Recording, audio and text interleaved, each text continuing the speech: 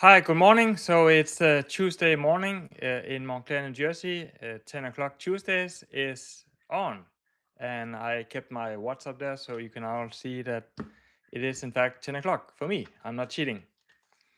So, yeah, just go into a little bit of a rambling about different things that I've been thinking about. And yeah, and some reflections I've had in the past week on all things human, all things design, about business, and really like different reflections I've had throughout the week.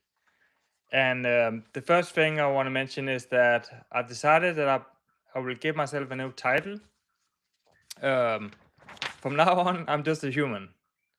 So I've actually changed the title on my LinkedIn page, and now I'll just make business cards where it just says human because yeah, I like that I don't need to put a title on whatever I am. Like I'm a human that does graphic design. I'm a human that takes photos of trash. I'm a human that likes to draw.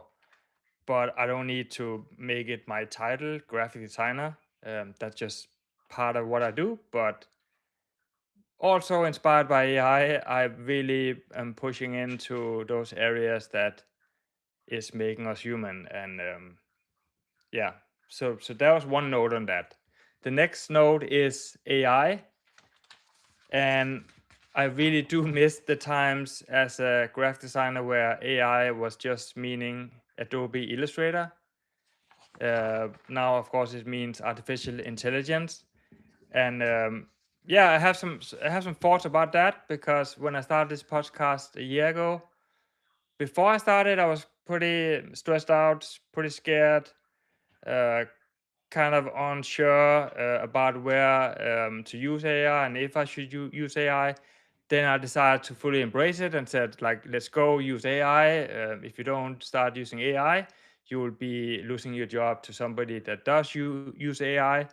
So I am benefiting from it. It is making me able to do podcast episodes, do 10 short clips in a week that would have taken me months before. So it does have its place and it can do some amazing things. But over the recent time, I've also really growing more and more skeptical. I see the tech bros that really want us to use it. They keep pushing new features. They keep putting AI into like everything, and I think I've seen that story before. I remember when Uber started in the US more than 10 years ago. You could literally take an Uber ride for 15 minutes. It would cost about $3. I remember I could take an Uber drive in my local town in Montclair, and it would rarely be more than yeah $7-8. But now it definitely like whatever small trip it is, it's definitely starting at $10. Most often it's $15-20 for like a 5 minute Uber ride. So I definitely see what they did. They dumped the price so they could get all the taxi companies out of business. They dumped the price so they could get people used to using Uber as something in the daily life. So they could get a lot of people really to test it out. And then slowly over the last years, you've seen the price just like keep rising the price. And as I said, now I see a very different price with Ubers. And now soon we have self driving cars. So yeah, so it's kind of like a drug, like dealer. You're giving a little bit of your drug to get people hooked on that, and I see that with AI too. I'm more and more annoyed about how my email wants to write my emails. I see AI come into my emails. Grammarly, it's almost like a big job to just be able to write your email on your own. Like I'm trying to figure out to turn it off, but it keeps turning on all the time. And sometimes I just decide to okay, I will see what kind of email it will write for me. And then if I click yes to all the suggestions, it sounds like some random other average person that is completely not me. It lost all voice connected to me. So I'm definitely insisting on writing my own emails. I want to write my own messages. I don't want to have AI interfering with that. And I have hard time turning this stuff off because clearly it's being pushed from big companies. They want us to use it. Um, so yeah, so I definitely have grown more concerned, more discerning. I've listened to enough podcasts about AI and how fast it goes. I see how fast it improves. I see how good it's getting. I see like really the quality of the stuff that it can do now and the answers. It's getting really good. And yeah, and in 2 3 years, I think it can do a lot of things. It could definitely do a lot of my job, and it can do a lot of all of our jobs. And in 10 years, I'm sure it can do most things. And it can probably become conscious at some point in some way. Like who knows? It definitely is going to a place where we don't know where this is be ending. This will be ending, and it definitely made me pause a little bit and reflect on how I want to use AI. Yeah, I can blindly follow it and just keep using it because they say that we have to keep using it, otherwise we're going to lose our jobs. But again, I want to take a stand as well with other artists and other designers. In some areas, I don't want to use it. I don't want to be optimized and efficient all the time. I don't want to have AI skip my whole design process because I know that's where I do the real job. That's where I go through those challenges, where I go through problems that I don't know how to solve, and then I come out through that challenge and I have solved it. And I don't want AI to just skip that whole process and give me a random result. So I will work on becoming more selective in terms of when I use AI and when I don't use AI. And I would, yeah, I would, yeah, like I will ask all of you to consider: do I need to use AI? Maybe I can use AI for everything, but do I want to use AI for everything? And also, I'm considering also it comes with a cost. All technologies and all shortcuts and easy things comes with a cost. AI comes with a huge cost in terms of environment, water, electricity, our forests, just our nature. But it also comes with a huge cost to our brains, to our way of thinking. So do you remember when we started using a calculator? Then we slowly got less good at calculating in our heads. Then we used to using a GPS in our cars. Then a lot of us cannot even find our way home through our own city because we have just stopped using that map we have in our head. Then we got mobile phones, and then everybody forgot how to remember phone numbers. I remember when I was younger, I could remember at least 20 phone numbers in my head. So it comes with a cost, environmental cost, and also human cost in terms of our own brains. So what happens if we keep just writing our emails with AI? We will slowly get less good at writing. So, so these are some thoughts, and I definitely will insist on not using AI for some things. Like I don't want to use it for my process. I don't want to use it for sketching up logos. It's pretty bad at that at this time, but I'm sure in 5 years it's going to be great. So I don't want to do that. Similar to, do I want to do a marathon the most easy way? Then I just drive in a car, and it's very easy. Do I want to do that walk in Tasmania, the overland track, the most easy way?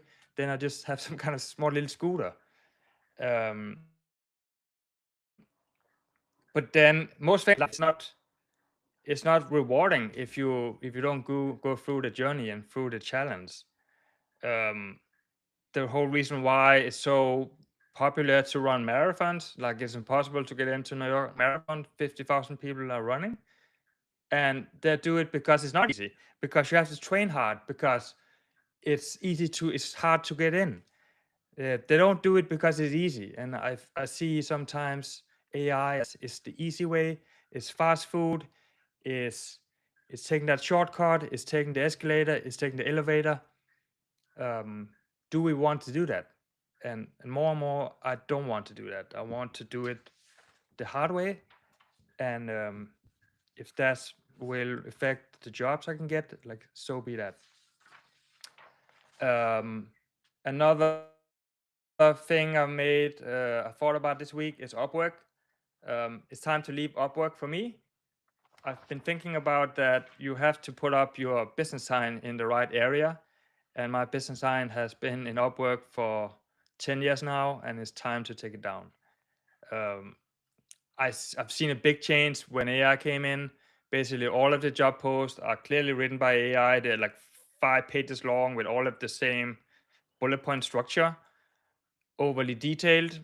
And then I've also experienced people talk about that all of the job applications on Upwork are done by AI. So then there's robots talking to each other. Um, and it's clearly now I've seen it for a while, but it's clearly a race to the bottom on Upwork. When you have a client suggesting a price range from $5 to $75, that's just not a serious range, because if you ask for $5 for a high-end visual identity for a law firm, that's just not serious. So it's time for me to put my sign down from Upwork.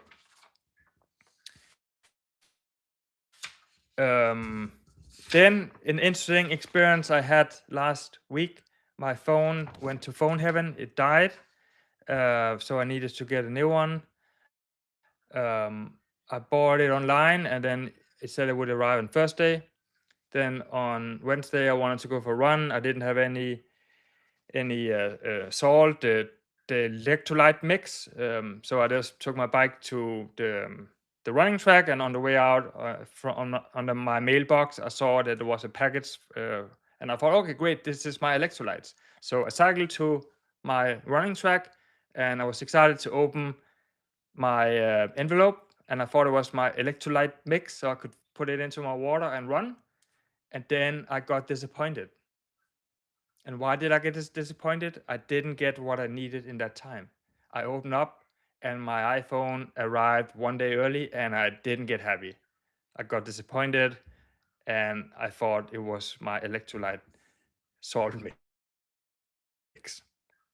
So that makes some interesting thoughts in my head, and I think it can draw parallels to business, that people appreciate and want what they need in that time. If they don't need that specific product, it may not because they don't appreciate it, but they just need something else in that time. So I think that's an important thing to think about in business.